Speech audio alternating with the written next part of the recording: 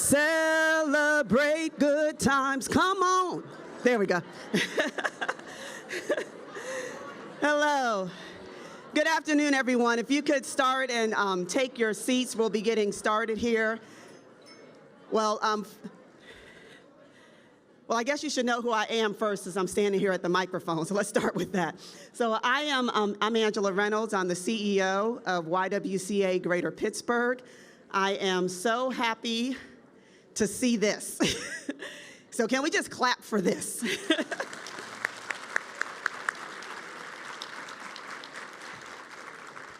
So when I joined YWCA in February of 2020, one of the first things that they told me was that the Racial Justice Awards, which some of you have come to and are actually winners of, and our Tribute to Women, which some of you have come to and are actually winners of, were being combined into one event, which is the Equity Awards.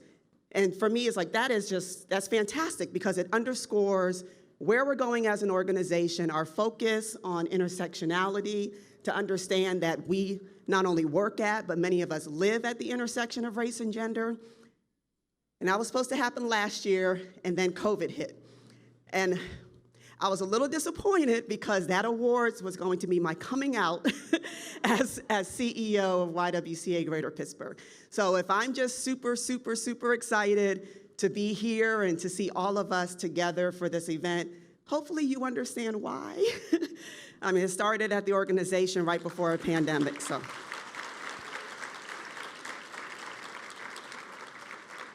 So I want to say thank you to all of you. I know that we had many precautions in place. So you had your masks on, and well, you can take them off now, because you can, as we start and start eating, I'm sure the service staff will be bringing out the food in a moment. And I also want to say thank you to the Fairmont, not only for hosting us, but also thank you to all of the Fairmont team members who have been helpful and supportive in this process.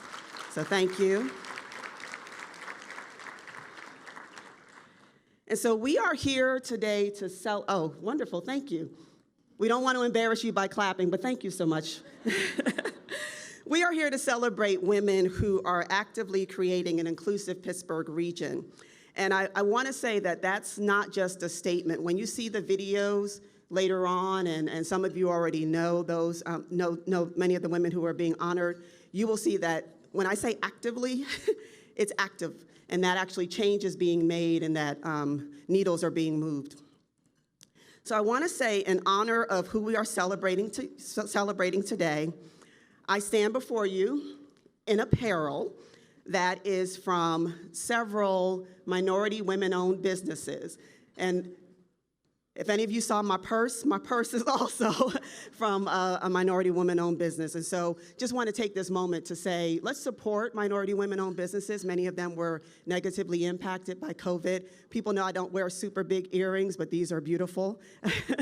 And then also the top. And I'm not sure I'm allowed to say where things are from, but see me afterwards and I'll tell you where to go to get stuff. Okay. Today we celebrate women who are involved in work that puts equity and inclusion at the forefront. Women who have promoted equity through art, demand and actively work to achieve a better education for Black children in Pittsburgh, who heighten awareness of how structural racism is present in our religious community. But let's get past awareness. These women are also working to dismantle it. That they increase access to digital and technology platforms for small minority-owned businesses, but not just the access, also saying how do you maintain that when the consultant is gone, and then also affect change through opening doors of opportunity for others, particularly for traditionally underrepresented communities. And also, I want to celebrate each and every one of you. Your presence here in this sold-out room is evidence of your commitment to equity, but also a signal that it's possible to actually achieve our mission of eliminating racism and empowering women. So can we just clap it up for a moment?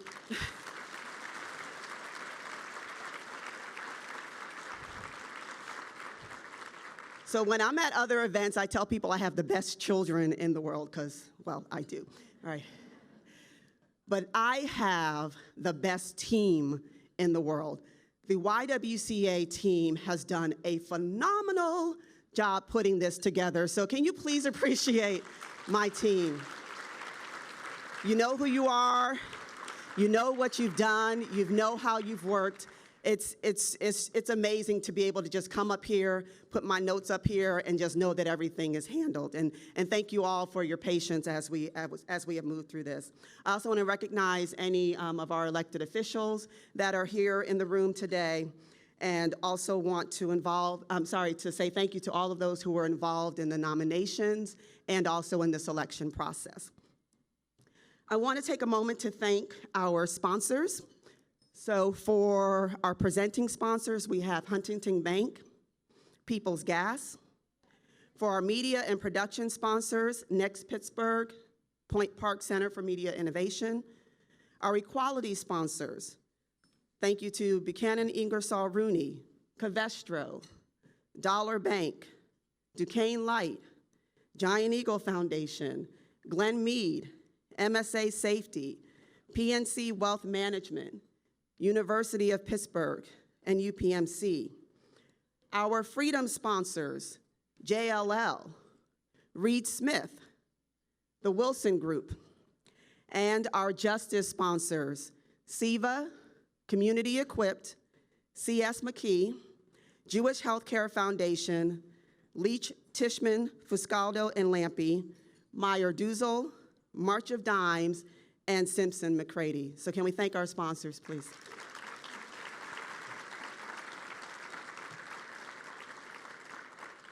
So I now have the pleasure of introducing our guest speaker for this afternoon, Giselle Fetterman. She is the Second Lady of Pennsylvania. Now, before I go into her bio, I want to say that I've had the opportunity to hear her speak actually a few times. One of them was before the transition to the governor's administration in the Mon Valley at an event for the Mon Valley. And each time that I've heard her speak, I have been incredibly impressed by her commitment to community, highlighting and really saying, you know, I care about issues of equity unapologetically. Also, she uses her, I'll say, the political platform to not only advance issues of equity, but also to call out injustices when you see them. I want to applaud you for boldly saying, you know, let's talk about the bystanders who were complicit in that disgusting, vulgar display against a local young female athlete. Thank you for that. Thank you for that.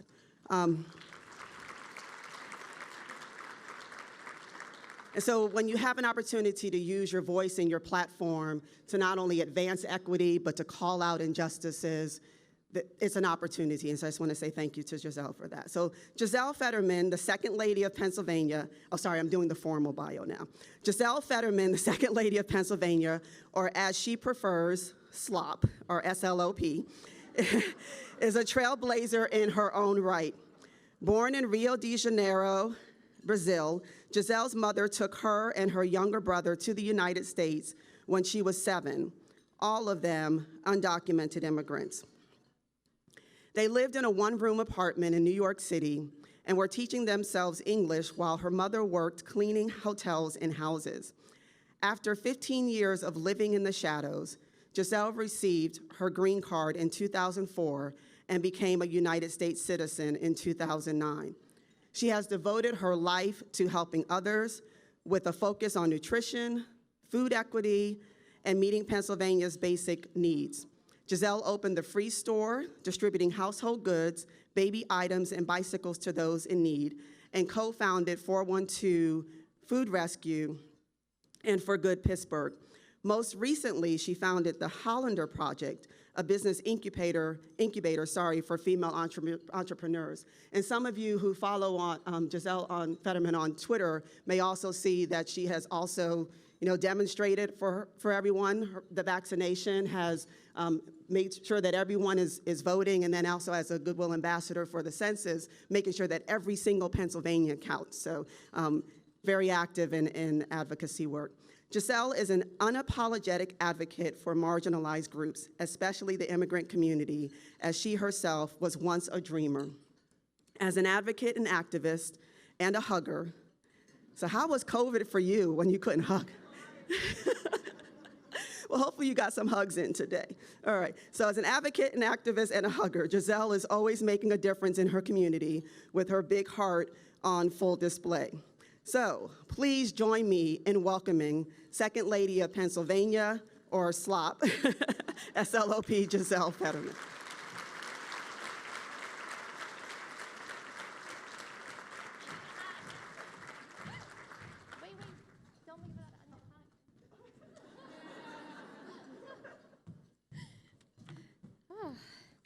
Thank you so much. I'm so happy to be here. I have notes because I'm nervous. Okay. Thank you. So the pandemic has not been easy for me. I feel like we need each 8 hugs a day to just keep going, and it's been a really hard time, and it's made me socially awkward too, because my natural is just to go in and hug you, and now people are like, I scare people now, but I'm getting better. But hi, my name is Giselle Fetterman. I am your second lady, but today I am here strictly as a fangirl to the 5 award recipients, and I'm honored to share a stage with them today. First, I want to acknowledge the team who prepared this space and served our meals. This is difficult work, and not everyone is always kind to them, so I'm hoping that today they have the kindest guests ever. And that team is Jen and Lisa, Judy, Tara, Nicole, Linda, Casey, Robin, Milton, Mary, Brian, Ariane, Katie, and Corey. If we could all have an applause for them.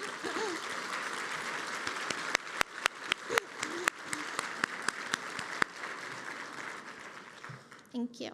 When I was 7, my mother came home with a suitcase and asked that we pack our favorite things because we were going on an adventure. The reality is we were fleeing. We were fleeing a violent country and looking for hope and safety in a new country. When we arrived, my mother immediately found work cleaning hotels and homes as a domestic worker. When her English improved, she worked rooms like this and did events just like this.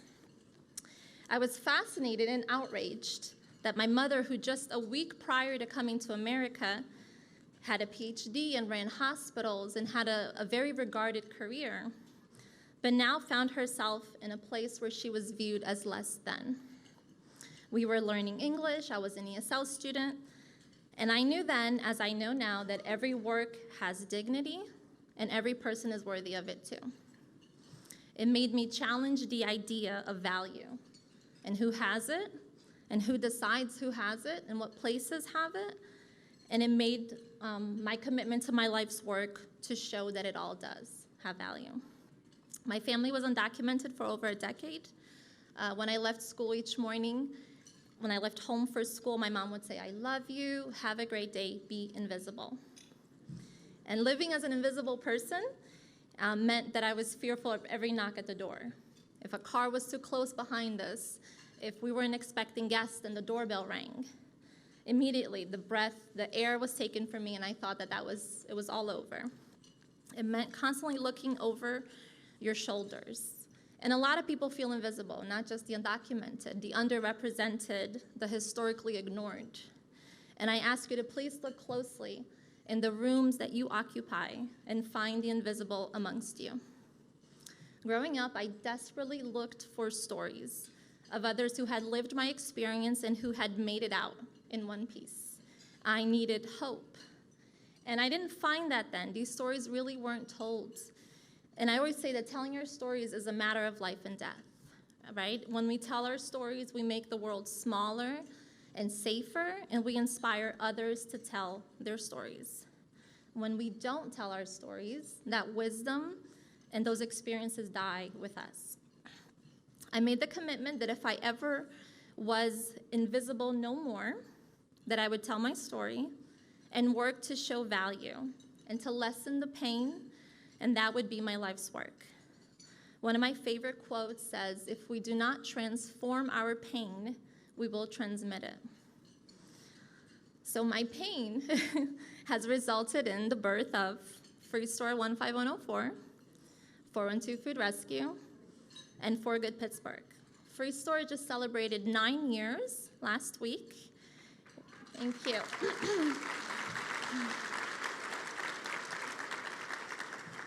Through the Free Store, during our open hours, we serve 100 families an hour. Everything from diapers to formula to clothing to uniforms. No family that comes to the Free Store has to go without. Through 4 and 2 Food Rescue, we've rescued over 20 million pounds of food and have fed our food insecure neighbors.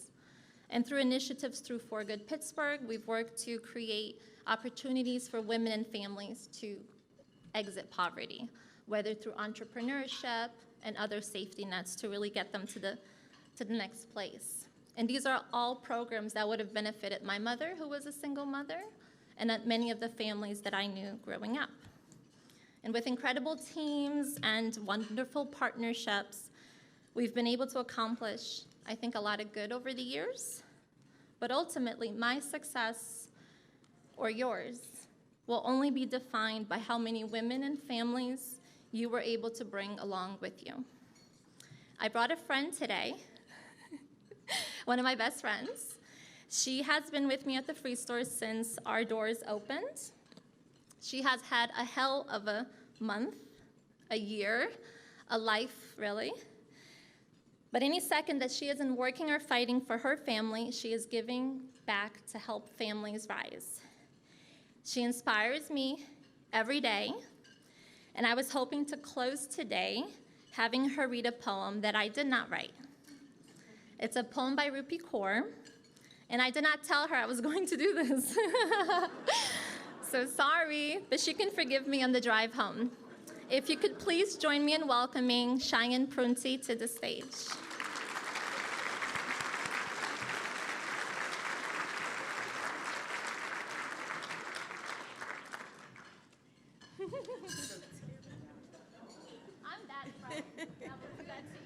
I'm sorry. Good afternoon, everyone. I'm Cheyenne Prunty. I also run the Free Store with Giselle Fetterman, and I'm also a resident of Braddock for about 11 years now. Okay. Women have been starved of space for so long that when one of us finally makes it into the arena, we're made to feel there isn't enough room for all of us. That if we're not careful, another woman might come along and take our spot. But space doesn't work like that. Look at all the men in the arena. Getting stronger as their numbers multiply, more women in the arena means more room for all of us to rise. Thank you.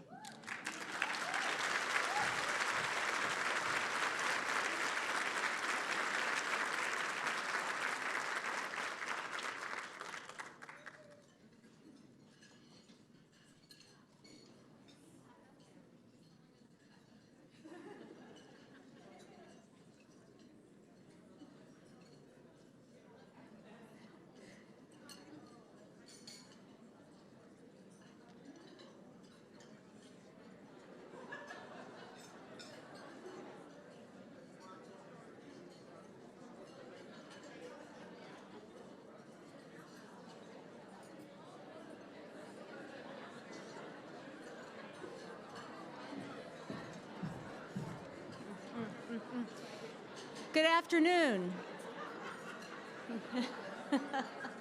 Welcome. This is wonderful to see all of you here in celebration. Give yourselves a hand of applause. All right. Welcome. My name is Lori Henderson, and I am Senior Vice President here at Huntington Bank. Welcome is our tagline, and it serves as an invitation to all. Welcome. Everyone is welcome always. That is why Huntington is honored to co-sponsor this year's YWCA Equity Awards. I also serve on the board, and as a board member, I see firsthand the difference the YWCA is making to eliminate racism and empower women. Today, we are recognizing women.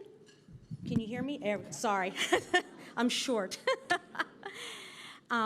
Today, we are recognizing women who have stepped up to meet the challenges and the opportunities of each day. Today, we are celebrating the Equity Award nominees. The selection committee was impressed and in awe of the work being done by these talented and hard-working women and organizations. Would all the nominees please stand so that we can recognize and celebrate you? Please stand.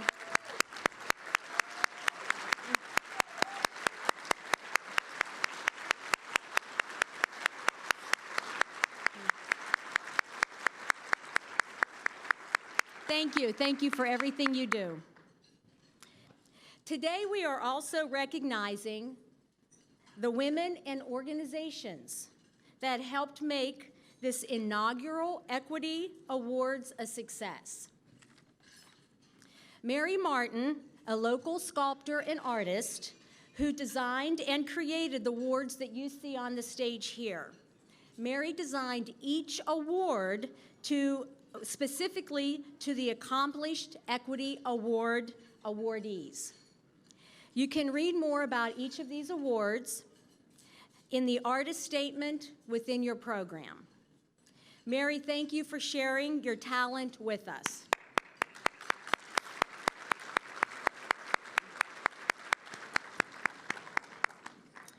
Point Park University's Media Innovation Center. The students and faculty created the inspirational videos that you will all see today, highlighting our awardees. Thank you to Point Park for helping us tell the stories of these talented, engaging, and impactful women. Thank you, Point Park.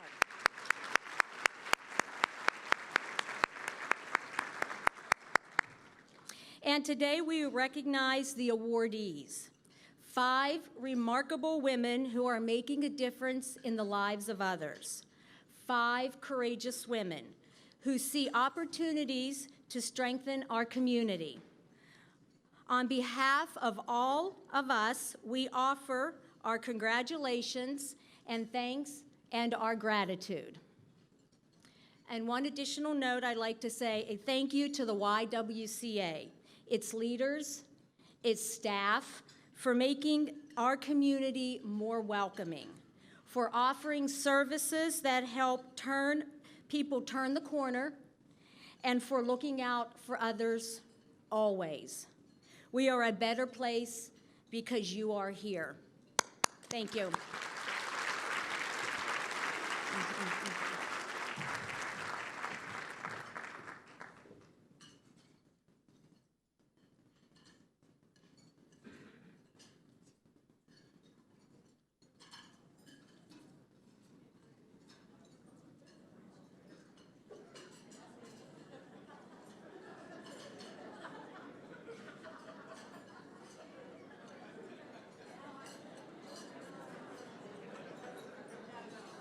Black Women for a Better Education is an organization made up of Black women who are community members and parents and folks who are just really generally concerned about the state of education in the region. It's absolutely an honor to be recognized for this award. We've created a platform for people to speak boldly about the changes that need to happen in public education in this region. Us coming together as a collective and speaking on behalf of what we want to see for our children has really just energized this region to think differently about public education.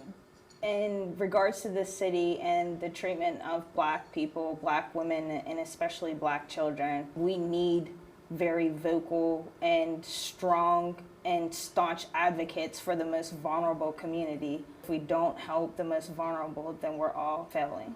And so as Black women, you know, it's important for us to come together, to support each other, and to speak on behalf of these issues and to advocate for ourselves, because frankly, no one else will. The numbers show that Black women are disproportionately impacted when we're talking about equal pay, when you're talking about how we're just treated as a whole. And so that intersection, you know, we have a lot of feminist movements, we have a lot of movements about women, but this intersection of race and gender is highly important when it comes to the Black families.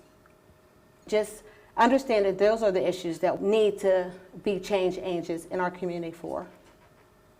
We are building on the shoulders of giants who have been advocating for students. And so we are really just building on some of the work that has happened.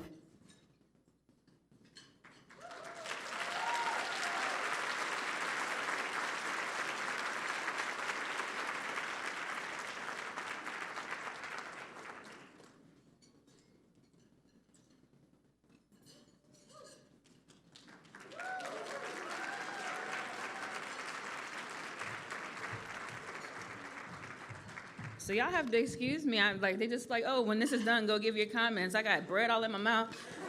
But thank you. So thank you, YWCA of Greater Pittsburgh, for this honor. Black Women for a Better Education started as a series of text messages and Zoom conversations in May of 2020. As Black mothers, district partners, and concerned community members, we had become increasingly frustrated with Pittsburgh Public Schools' response to the pandemic. Their communication was vague, students were receiving packets of busy work, and the lack of access to technology hindered instruction. While the district would have us to believe that these issues were due to an unexpected and unprecedented pandemic, they reflected ongoing organizational inadequacies and shortcomings. These types of issues have plagued public education for centuries, disproportionately impacting students who are already marginalized by every facet of society. PPS is no exception. The district was established in 1835. In 1838, only one of its 12 schools served Black children. It was not until 1937 that the district had its first Black teacher, followed by its first Black male principal in 1955 and the first Black female principal in 1961. Since 1992, PPS has been in a legal battle with the Advocates for African American Students, now represented by the Equity Advisory Panel, due to its inability to educate Black children. To this day, nearly 30 years later, the district has not made adequate progress. In other words, the public education system, PPS included, was not built for our children. We've been asked, why now? Our response has been, why not now? This world has been turned upside down by the pandemic. Systems and structures have been challenged in ways we've never seen before. We've demanded the same for education, for our babies. We mobilized, petitioned our school board for a change in district leadership. We were dismissed, discounted, and called angry and bitter. But Black women are resilient and resourceful.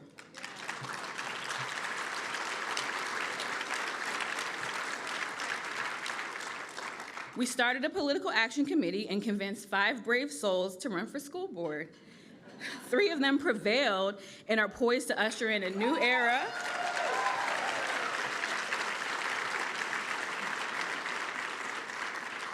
era of accountability and transformation for PPS. Our work is far from over. In fact, it's just beginning. Discourse around public education is needed more than ever. We will continue to host forums and release papers about important educational issues. We will continue to cultivate education thought leaders and build a pipeline of future school board members. We will continue to mobilize families and community members to make their voices heard about issues important to them. We will hold every elected official accountable for their role in improving public education. We will ensure that our children have access to the high-quality education they need and deserve. So to our supporters, thank you. We appreciate every minute you volunteer, every word of encouragement, and every dollar you donate. To our critics, come talk to us. Let's get beyond rhetoric and have thoughtful, nuanced conversations about how to improve outcomes for children. I'm sure we'll find that we have more in common than we think. And to those in between, join us. We all have a role to play in the education in this up-and-coming generation. As Fannie Lou Hamer stated, nobody's free until everybody's free.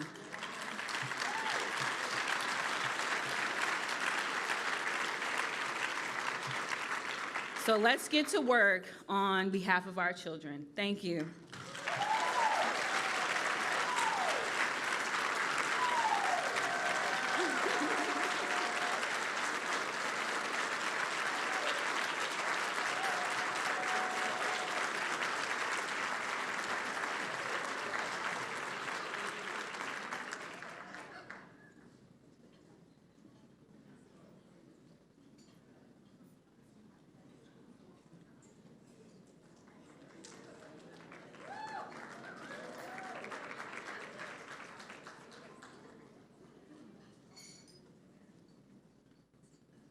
I am Patrice Fowler Cersei, also known as the Reverend Patrice Fowler Cersei, and I am the Associate Pastor for Mission Ministries at East Liberty Presbyterian Church. One of the major things that I do is encourage and empower our congregants to be actively engaged in mission in our community as well as internationally. I believe I was recognized because, number one, I have served in the East Liberty community and the East Liberty Presbyterian Church for the last 25 years. And as I indicated, I have served on various boards and committees to ensure that the folks that I call the legacy residents of East Liberty are represented and are a part of all of the development that takes place, and that they are able to benefit from the changes that have taken place in the community. And also because I'm a champion for women. You know, I've been a single mother, but I also grew up in a denomination that didn't necessarily recognize women as being called to ministry in a reverend or pastoral role. And once I moved to Pittsburgh in 1996, I saw other women who were serving as ministers and pastors. I guess God just gave me a heart for God's people, to serve those that Jesus called the least of these, but that I recognize as being the children of God.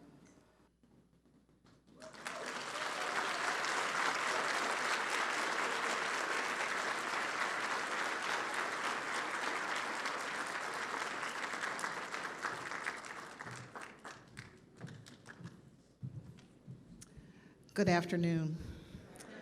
You would think being a pastor and being used to being in front of people, I wouldn't be nervous, but I'm very nervous.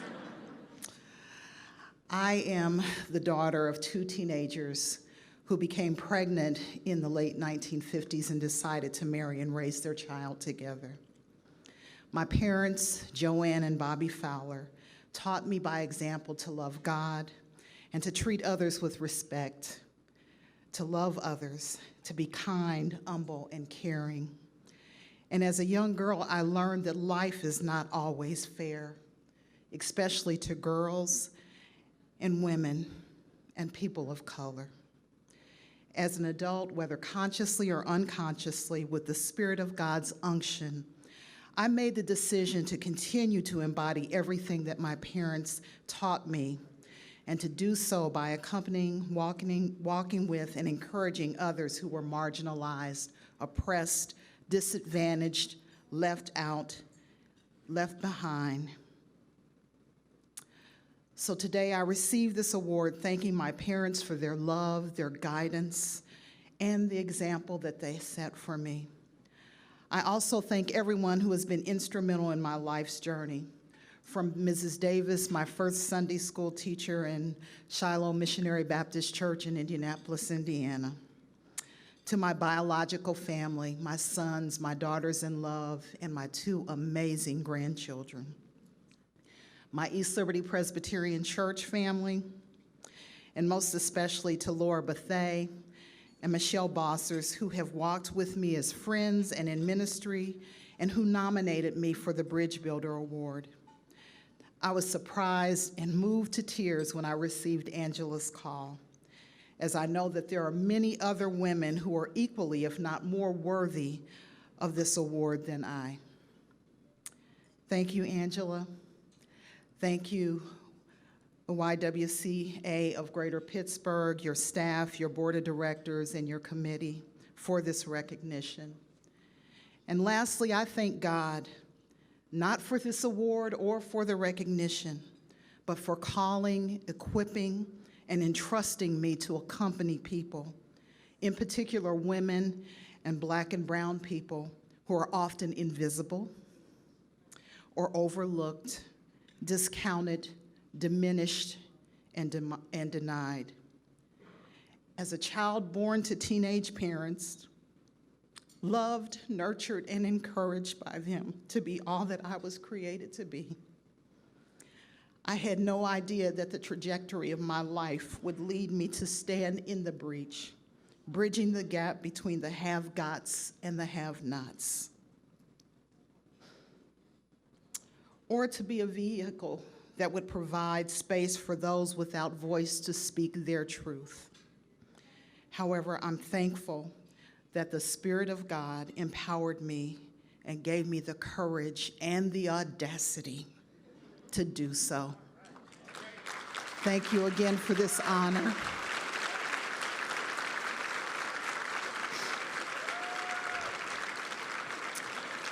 Thank you. I will cherish this honor always. God bless you all.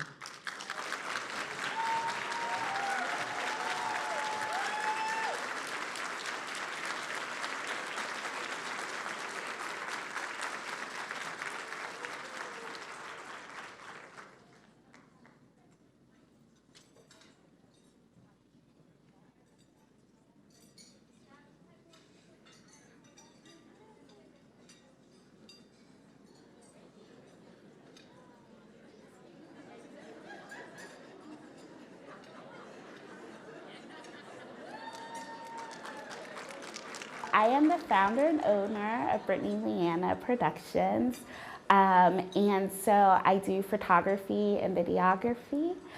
I was recognized for creativity and innovation. A lot of my project-based work that I do is working with gender and race and exploring that. I had a Black woman photo shoot where I just really wanted to celebrate Black women. So Brittany Leanna Productions originally started out as me needing something to produce my web series under.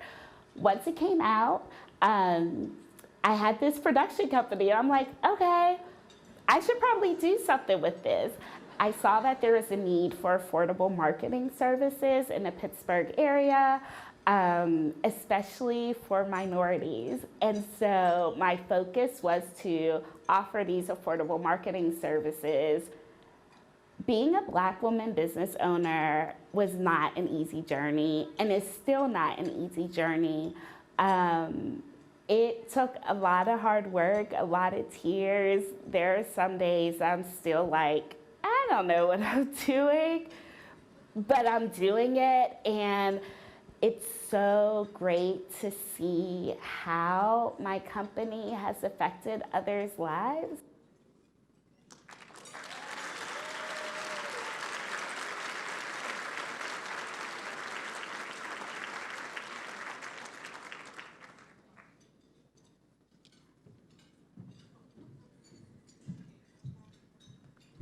Hi. Just like Reverend Fowler, I am an actress, and I still get incredibly nervous when I'm on stage. So please bear with me. Okay, so first I'd like to do a lot of thank yous. Can you hear me?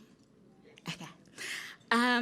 Many thanks to the YWCA of Greater Pittsburgh, Dr. Reynolds, the selection committee, and staff for such an incredible award. Thank you to the wonderful sponsors for making this award ceremony possible.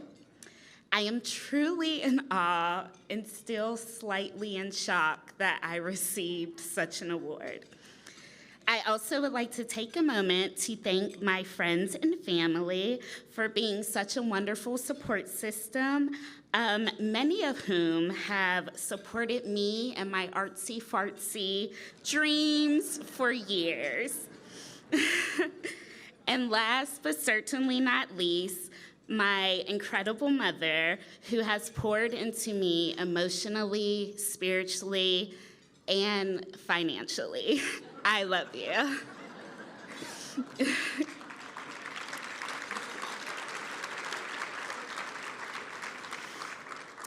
I am truly humbled by this experience.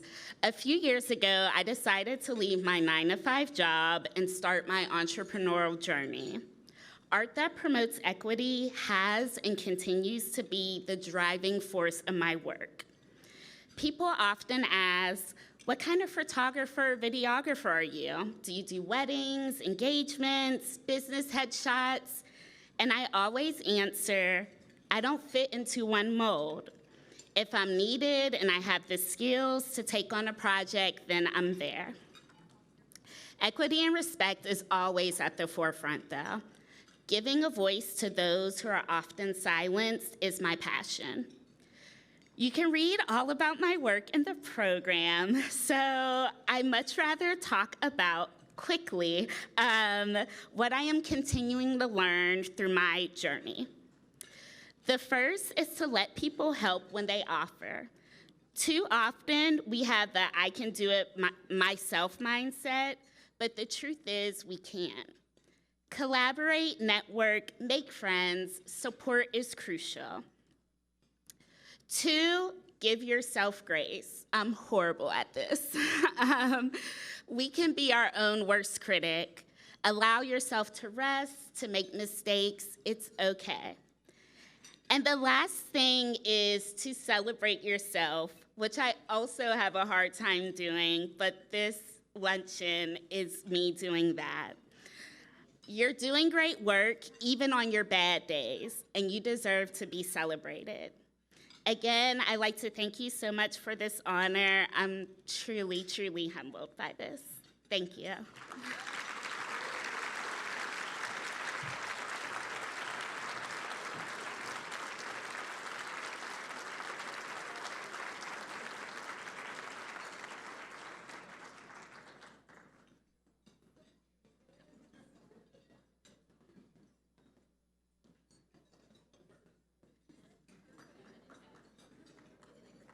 Rebloom is a nonprofit web agency, and our mission is to make tech accessible and affordable. And the way that we do that is we work with small business owners and we connect them to volunteers who will help them with their web presence. Things that we've done in the past include building websites, implementing e-commerce, building out prototypes, and more. And our goal is to really uplift women and minority-owned businesses and helping them do what they do best. And I think our mission aligns really closely with what the YWCA is up to, which is eliminating racism and empowering women. But we're currently online because we started as a result of COVID, and we've stayed online because we found that it actually allows for our program to be a lot more accessible than it would have been if we were in person. Back in 2019, my mom decided it'd be a really good idea to take over a children's center, and 2020 was going to be her year. She was going to quit her job, she was going to work for herself, and they actually had to shut down because of the pandemic. I started building out websites for small businesses, and I realized, I could actually do more. Why only help 3 or 4 businesses and I can help 10? And that's kind of where the name Rebloom came to be. The prefix usually means again, and we're helping a lot of businesses get back to success again. And then re: is usually, you see it in the subject of emails as a reply, and Rebloom was started as a response or reply to COVID.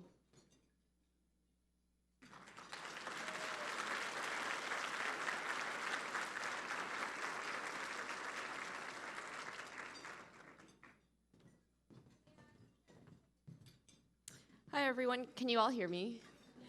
Cool. Well, I'm really excited to be here, so thank you to the YWCA for putting on such a wonderful event. And also, this is my first time watching the video, and it came out really awesome. So a year and a half ago, I was helping my mom build her website, and I was grabbing friends, and I never expected to be here today. We spent the last year really reaching out to women and minority-owned businesses that have been hit the hardest by the pandemic. I'm sure many of you know some of these businesses. And since founding, we've helped 30 businesses in the Pittsburgh area and have had even more volunteers be a part of our program.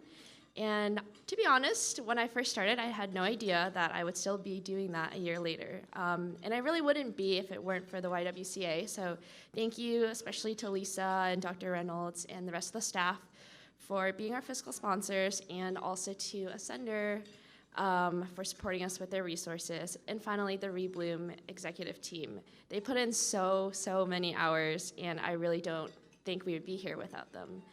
And finally, technology can be intimidating, but it doesn't have to be. Come talk to me after with some of your favorite small businesses, or DM us on Instagram, and we will get them blooming. Thank you.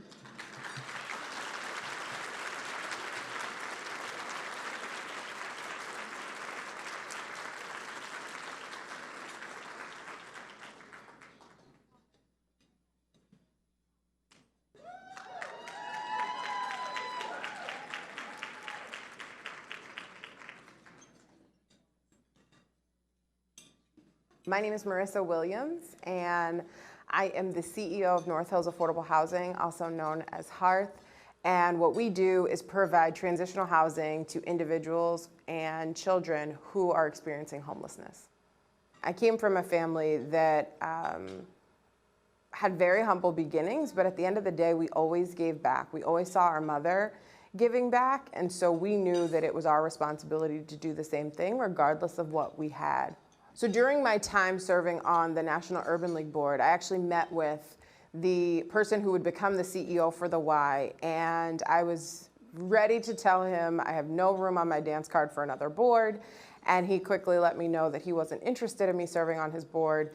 He wanted me to run his downtown Ys. And at the time, that really blew my mind, but it was like finally passion and purpose intersected, and I was able to do what I felt like I'd been put on this earth to do, which is help other people. A young Black girl from Media, Pennsylvania was able to make all of these different changes and really create opportunities in other people's lives for them to experience greatness. It's something to marvel at. And getting into this leadership role, what I realized, it's just not that hard. You just need to show up as yourself. And people respect you so much more when you're authentic and they know that you're willing to fight for them, not just because of their race or their gender, but because being othered is never okay.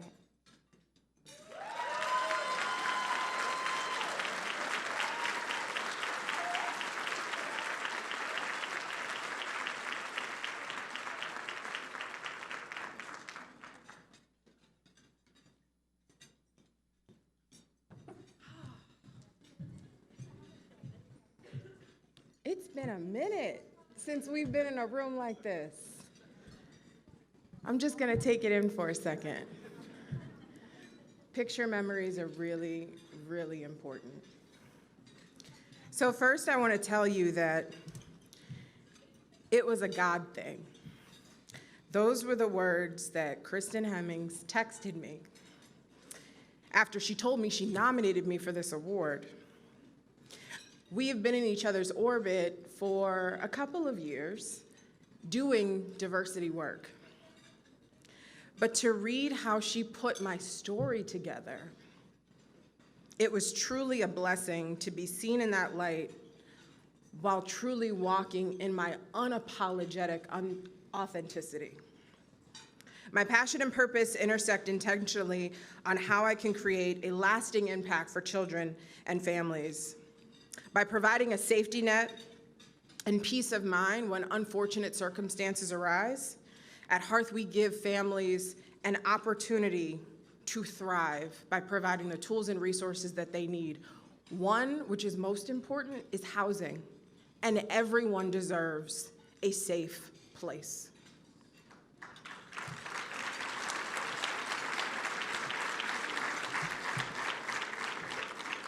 Now, I'm gonna be honest with you, I had to wrestle with this word and my name being tossed around because heroin is not a thing that you just toss around lightly. And you surely, I don't hear Marissa Williams in that same sentence. And so what I'm gonna say is I'm giving God credit for that because heroin means superhuman. What? Who am I? My son probably would have said, well, yeah, you're Wonder Woman, right? But he's 6 and he adores me and I love Eugene. So while I have your attention and this mic, I'm gonna bust 2 myths while I'm up here. Let's discuss it, let's discuss it.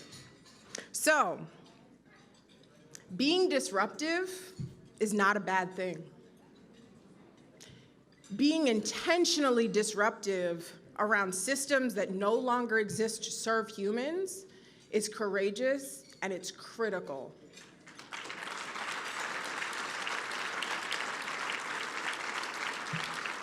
Now, I've been a member of the Disruptor family for quite some time. My mom would tell you when I told Wallingford Swarthmore School District the fact that they didn't have a Black History program during Black History Month was criminal, and I was 11. And I brought the principal and guidance counselors and teachers together and said, this is wrong and we need to rectify it immediately. And they still have that Black History program to this day. Well, thank you. I appreciate the 11-year-old disruptor and me getting a clap of praise. And secondly, I said it in the video, and I absolutely meant it, being authentically you while serving in leadership isn't hard. I don't say that from a place of being boastful or arrogant. I'm saying you just have to commit to doing it. Being a Black woman under the age of 40 and in a position of leadership does not make me a unicorn, nor does it make anyone else in this room a unicorn. In every other city in this country, that's normal. Let's normalize being excellent. So thank you, YWCA, for elevating and honoring good humans, because that's what you did today.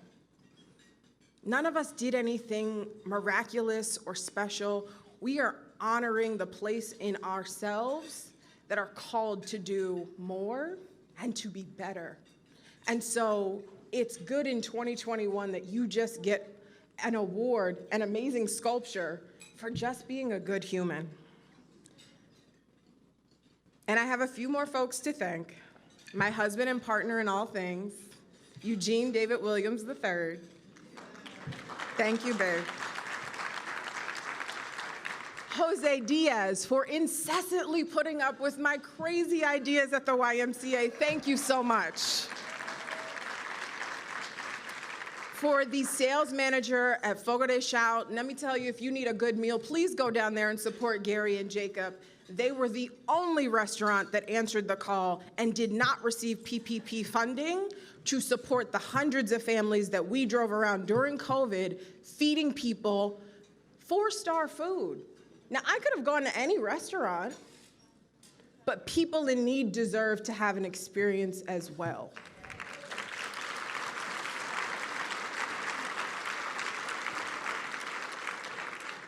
My team at Hearth, it has been a year, y'all. It has been a challenging year, but I love all of you for sticking with it. We are on our way. Thank you so much. And last but certainly not least, every woman who has encouraged me, who has checked me, several of you are in this room right now, with love, smiled in my direction, sent a text message to check in, know that your kindness and care has made a huge difference in the person, in the leader, in the mother that I am, and I am forever grateful and appreciative. My tribe is amazing. And if you consider yourself a part of my tribe, really quickly before they kick me off the stage, stand up. I will not question it. Stand up. Thank you. Thank you.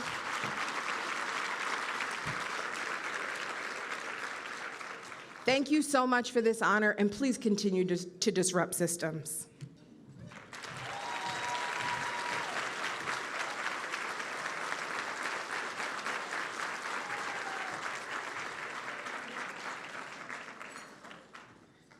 So I stand here applauding all of our honorees. Can we give them another?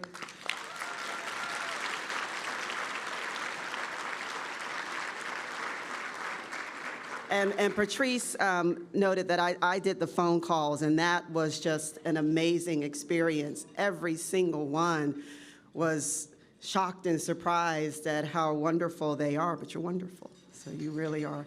So we actually want to take this opportunity to present the awards. I know some of you are photo takers. We do have professional photographers. I want to say thank you to our photographers who are, I see one here and the other one somewhere. There you go. So if we could also say thank you to our photographers. But I also know some of you might want to take some pictures. So I'm going to grab the awards, and Jenny has assured me I'll be able to see them. So in my vanity, I did not bring my readers. I didn't even bring them in the building, so. This might be a team effort. Who do you need? Ally. Robert. Trying to do them in order. So while we're getting those, in page 2 of your program is a statement for the artists. These are created works of art. Each one is different. Each one has a different symbol. You can see that here. Beautifully, beautifully done. So many thanks to our artists as well. Okay.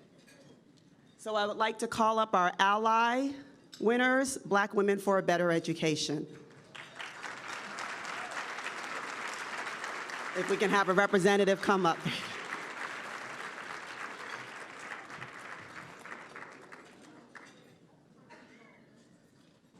And if more of you want to come on.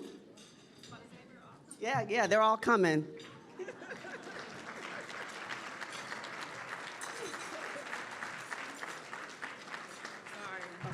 Excuse me, even the ones that are not at our tables, if you are a Black woman for better education, don't have me call you by name. Brandy, Jessica, LaFay, Allison, Robin, Shalegra. Get up here and get in this picture, please.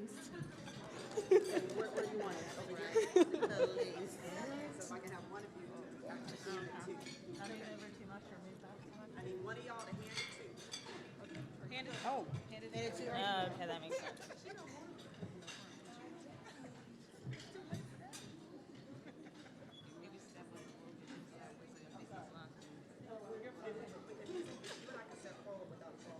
Here we go. You make my belly look small.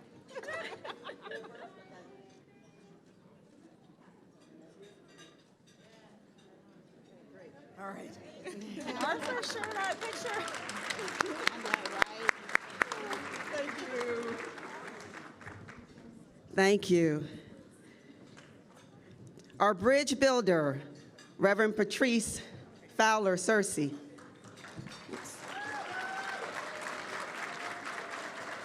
Thank you.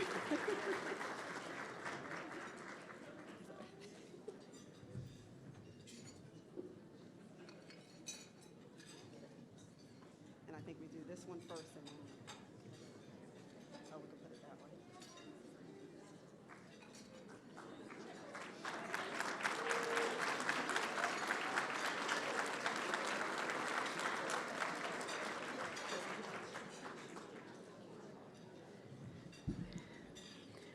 Our creativity and innovation winner, Brittany Boyd.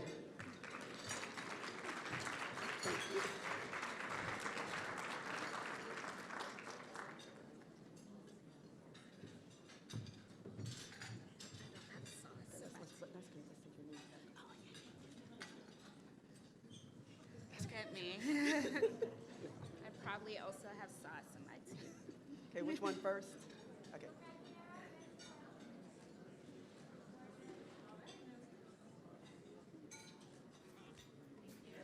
Thank you. What's your name? Our emerging leader, Abby Mui.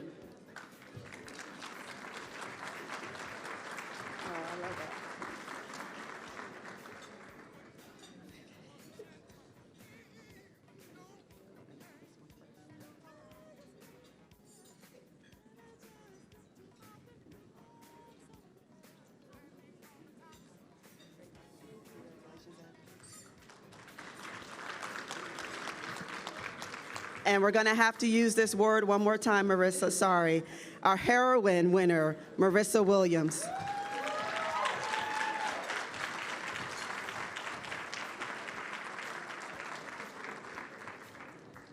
Over here. Okay.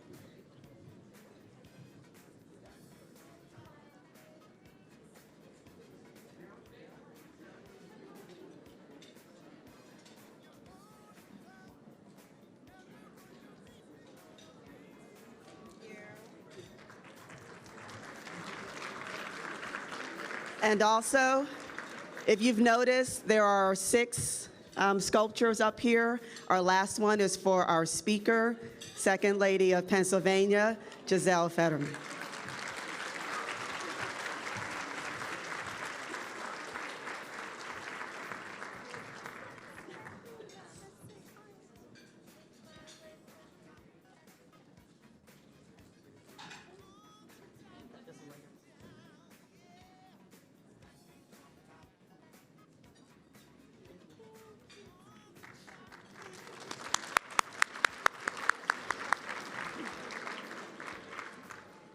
And thank you to my support person, Jenny, who I was going to have do like her Vanna wave, but she's gone. All right. And so I now would like to call up someone who has just been a tremendous support to me. Again, remember, I started in a pandemic, but it has just been phenomenal. Our board chair, Melanie Gafford.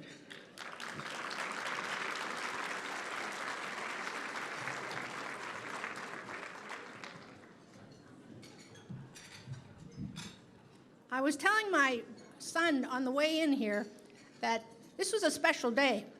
Kind of special because it's the first time I've actually been out. I have a dress on today. I haven't had a dress on for 2 years, and I have stockings on. The only thing that was a little bit different from 2 years ago is I had to wear that mask on my face, so that was just a little bit unusual for me. But thank you all for coming. It was such a great day, and wow, what amazing group of women we got to celebrate today. I mean, really.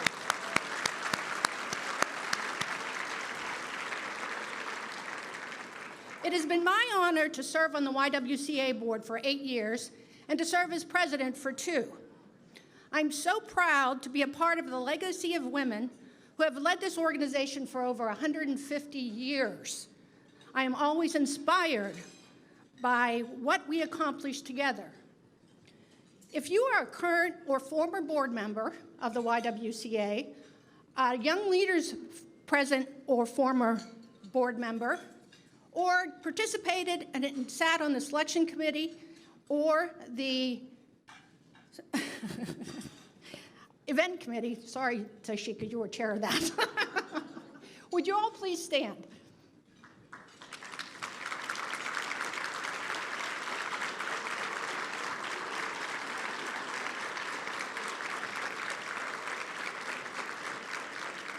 Thank you all for what you have done over the years to help eliminate racism and to empower women. Our community is a better place for the women because of all of you. I want to give a special thank you to all the people who are supporting our Equity Award winners. There's tons of you guys out there. And it's exciting to see how much more support and encouragement these wonderful women have in their lives. It makes me so proud to be here.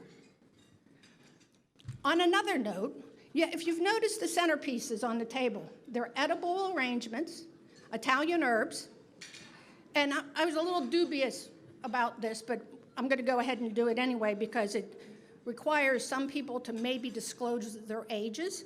But anyway, because the YWCA has a strong history of promoting young women and voting, we would love to send the centerpiece home with a person at the table who has been voting the longest.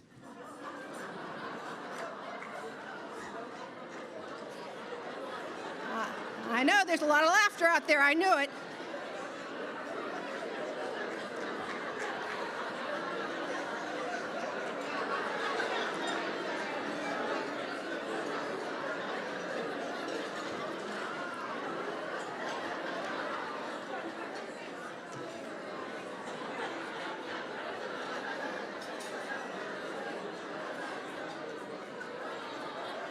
Thank you once again to our sponsors and table hosts.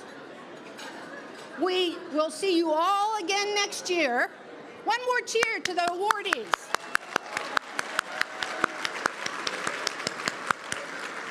Thank you again.